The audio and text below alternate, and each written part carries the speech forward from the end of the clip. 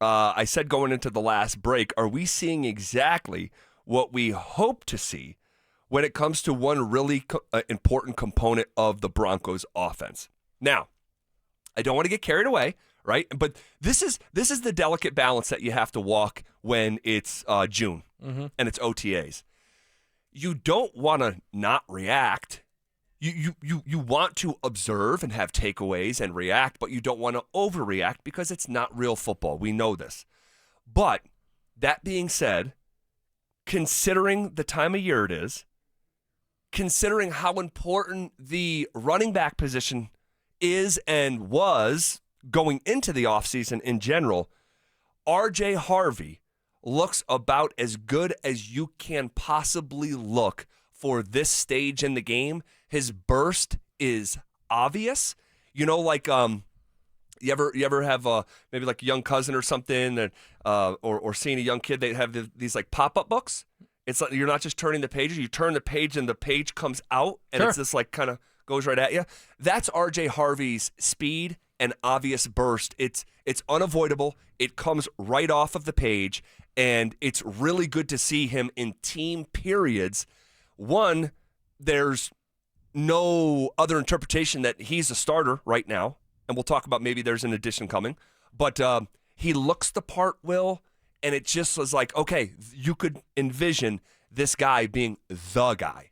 Absolutely. RJ Harvey is checking all the boxes, and I know a lot of fans had fallen in love with Omarion Hampton or Travion Henderson or Judkins, and that didn't fall the Broncos' way. But then you start watching tape on RJ Harvey, and you're like, whoa, this guy pops. And then you'll remember when he scored against Colorado, Zach. Oh, yeah. Who did he outrun? It was Travis Hunter. 12. Yeah. Travis Hunter. You're looking at that, you go, no one does that ever.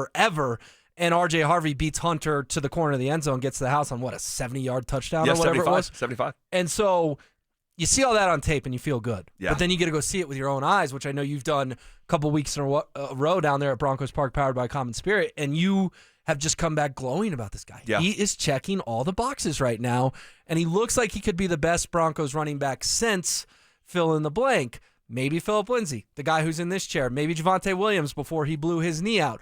But we're talking at least 4, 5, 6, 7 years since the Broncos have had a running back of this caliber. It's exciting. It's exciting.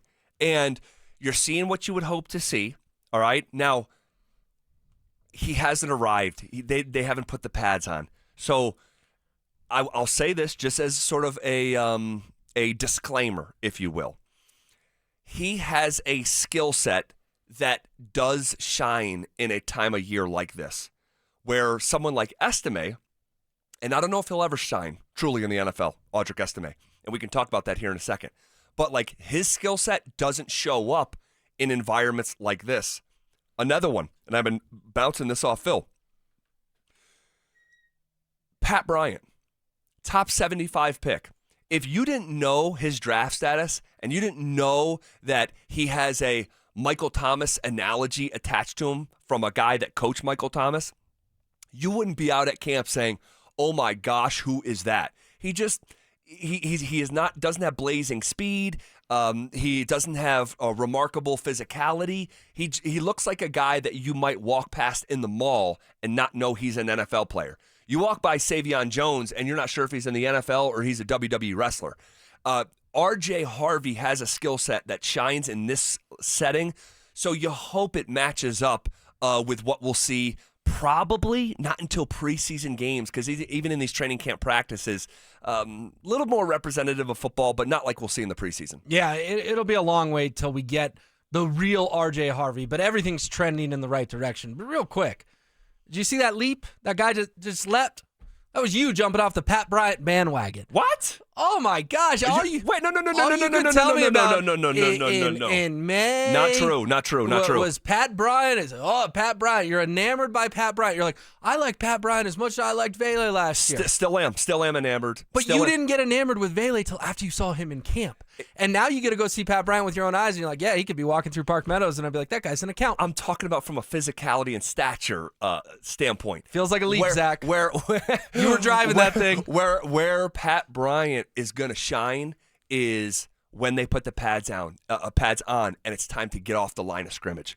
It's getting off someone trying to jam you. It's on third down when he is as reliable and will turn into as reliable as I believe any Bronco right now on the roster as a wide receiver. I think that's who he's going to be. I'm saying in this setting at this time of year, he doesn't shine because, well, of 30 guys to run the 40 that play wide receiver, he was 29th of 30. Like, he doesn't shine physically. Where he will shine in games is just being a damn good football player. But right now, we're not playing games. I know, but you're making bold statements now. You're saying he's going to be as reliable as any wide receiver on third down. So you just told me you think Pat Bryant can be as good as Courtland Sutton at some point. At some point, yeah. Wow. Yeah. Wow. Yeah. Okay, maybe you are still driving that band. I think that, especially like route running, like I think Pat Bryant has potential to maybe one, if not 2 years from now, maybe one year from now, be the best route runner that the Denver Broncos have. Like, I think that he is going to check those boxes, and I don't think that like the reliability, the getting off the line of scrimmage, it just doesn't show up in OTAs is what I'm trying to say. Still love Pat Bryant. Still love Pat Bryant. All right. But if you went down to Saints OTAs a dozen years ago, wouldn't Michael Thomas jump off the page to you? I think so. And that's why I think it's fair to question, and Phil has, saying, are we sure that was a good thing for Pat Bryant? Like, Sean gets excited, right? But I'll say this, though. The last time Sean, like, got excited about an acquisition offensively was Bo Nix last offseason, and his wager turned out to be a banger so far. So the fact that he was that excited, I think it bodes well. I don't know, though, especially initially, if that's – I don't want to say it's unfair, but – like, was it fair to say, hey, this guy reminds me of so many ways as Michael Thomas? It puts a lot of pressure on a guy that many fans already think you overdrafted, right? A guy that had a fifth-round grade on him that you took 2 rounds ahead of where you should have, didn't play for a powerhouse program, wasn't a household name. It's not like we were watching Pat Bryant every Sunday on CBS. Like, he was at Illinois. He was pretty anonymous. So, yeah, I don't think it was the most intelligent comment by Sean, but Sean does that all the time. This is who Sean is. I know. I mean, Sean goes to Jarrett Bell and says Nathaniel Hackett did the worst coaching job in the history of the NFL, and then the Jets come in here and beat the Broncos. So right. that's just what Sean does. We've kind of learned to live with it because Sean is a winner. Sean took a team that he and the quarterback hated each other to 8-9, and then he took a rookie QB last year with no run game, no tight end to 10-7. His quote to, who is it, Duncan from the New Orleans guy, Jeff Duncan or something? Jeff Duncan, oh yeah. About the next time I lose or win fewer than 6 will be the first. Mm-hmm. That's what this guy does. He wins football games. It's true. He runs his mouth and most oftentimes backs it up.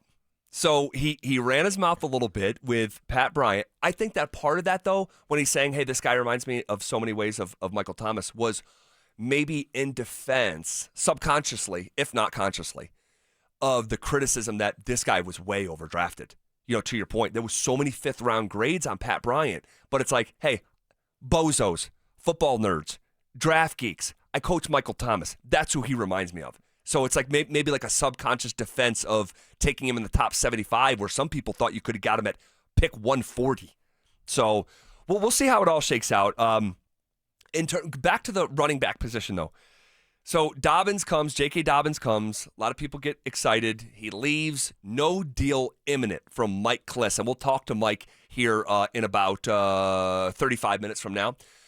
No deal imminent. So no deal coming anytime soon. Interest is still there. Okay. But if that door's open for a veteran running back for J.K. Dobbins, is it still cracked open for a Nick Chubb, a Cam Akers, someone of that kind of ilk? I definitely think so. Because by bringing in Dobbins, you kind of tipped your hand. That, hey, we really like R.J. Harvey. Not so sure how much we like the rest of this room.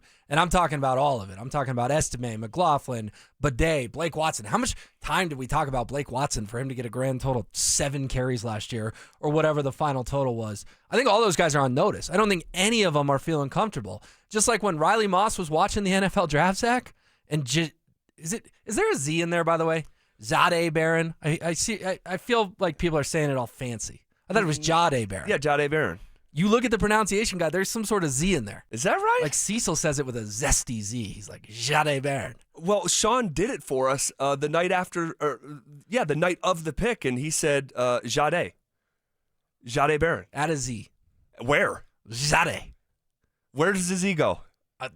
Go look. There's no room for a Z. You were at OTAs. You get a roster. Yeah. They got the little pronunciation thing on there. They're going to be a Z. All right, here we go. Hold on, I got it. Real quick. All right. Riley Moss watching the NFL draft, probably not real comfortable. Definitely not. The Broncos running back scrolling Twitter, seeing J.K. Dobbins is coming to town, probably not real comfortable. Anytime you bring in outside competition this late in the game, not good for the guys currently in the room. Definitely not. But especially the running back room, no one should feel comfortable. No one has done anything in that room that deserves the right to feel comfortable. I mean, you talk about like not even doing anything, but getting chances, chance after chance, and not only not maximizing it, but being so underwhelming. You're right, man. You're right. I'm holding the Broncos roster. Okay. And when it comes to Jahdae Barron, the pronunciation guide has his first name being said like this: Z-H-A-Day. Zade. Told you. Jahdae Barron. We got to get clarification on this from the player himself. Because, and you would think that's where they got this, but for years this guy's been called Jahdae Barron. So his name is Jahdae Barron. That's what the pronunciation guy says. I want to hear it from him, much like Albert Okwuegbunam. Like, you are Albert. Tell me how to say Okwuegbunam. Someone changed their name on the Broncos last year. Tyler Bidet. Tyler Batty went to Bidet. I think it was Tyler Beatty. Beatty. I heard both. He's a baddie. And now he's Bidet because he doesn't get along with his family anymore. That's why I say he's Sorry, changing I shouldn't laugh. But you kind of looked at me when I first brought that up like, Will, what the heck are you talking about? That was the first time I had heard of that. Told you there was a Z. Zade. All right, well, until we hear it from him, I'm just going to go with Jahdae until we hear it from him. Is that fair? I guess. But I don't think Broncos PR is just putting a Z on there for a good time. Someone told him to do that. Jahdae Barron? All right. I'm just going to go Barron for now. Yeah, Barron. I'm just going to go Barron for now. When Barron got drafted, Riley Moss didn't feel real comfortable. When J.K. Dobbins comes in for a visit, Audric Estime, Jaleel McGoffin, Tyler Bidet, Blake Watson don't feel real comfortable. No. They were probably glad he left town without a contract. But you asked me the question, does this mean the veteran running back thing is done? I don't think so. I think Dobbins could still come back. Makes me nervous because you don't like to let these guys leave, but we just saw it a couple of months ago with Evan Ingram. That kind of changed my mind on this sort of old school thinking. Hey, if the guy leaves your building, you're done. All right, put a percentage on it. 25. Yeah, I think that's fair. But before the Ingram thing, I would have told you 5. Yeah. So because they already did it once this offseason, I think it gets a boost. Agreed. But the question that I will ask you, were the Broncos kind of used in this situation? He got a nice steak dinner out of the deal, and he got about 10 other teams around the NFL to wake up and go, whoa, J.K. Dobbins? We want to kick the tires on him? Did he use the Denver Broncos as leverage? As if they didn't know he was available? It kind of I think where invigorates interest. Well, I think where he could have I can't go there with you, but where maybe he could have used the Broncos is you have a starting point of a number maybe to go shop around. Like, so say that Denver offered 2 years, $8 million, 4 guaranteed. Okay. And it's like, okay, we are looking for, we have this offer. We are now looking for 2 years, $10 million, 5.5 guaranteed. We know we have a starting point. And that's where I think that maybe the Broncos were used. But did the Broncos give their final number anyhow? Probably not. Probably not. I'm wondering if they're like, hey, you don't like this deal? No problem. Go shop the number. Let us know what the market is for you, and we can kind of go from there. And send us that $1,200 from the bill of shame.